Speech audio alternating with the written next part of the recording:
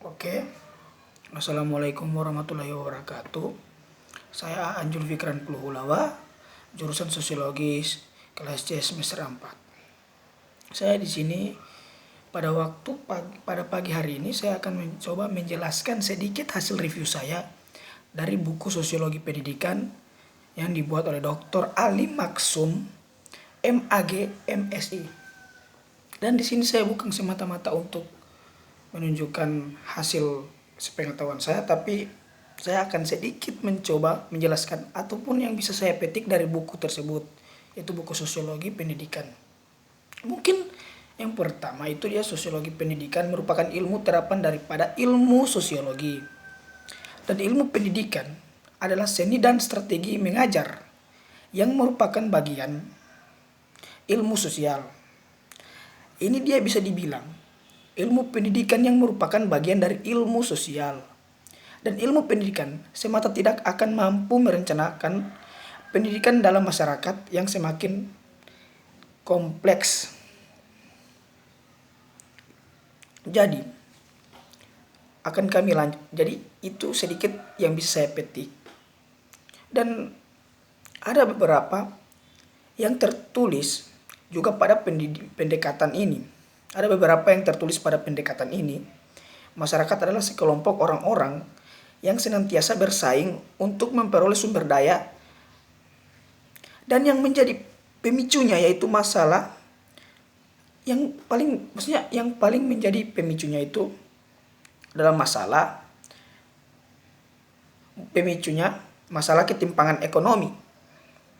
Dan menurut Karl Marx sendiri, sebagai tokoh pendiri teori konflik transformasi Eropa karena revolusi industri.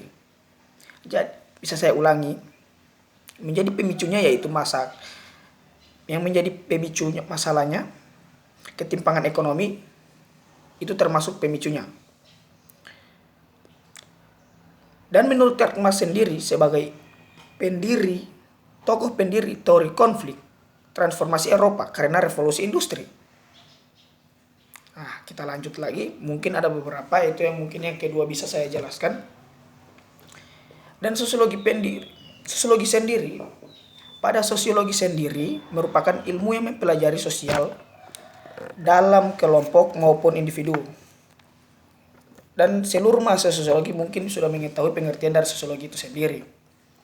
Nah, kita langsung masuk saja kepada sosiologi pendidikan yang mengkaji struktur pada proses pendidikan di masyarakat baik secara khusus maupun umum. Nah, ini yang paling banyak menjadi pertanyaan. Pasti ada beberapa yang menanyakan mengapa sosiologi pendidikan muncul.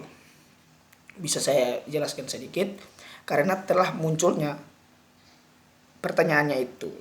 Mengapa sosiologi pendidikan muncul?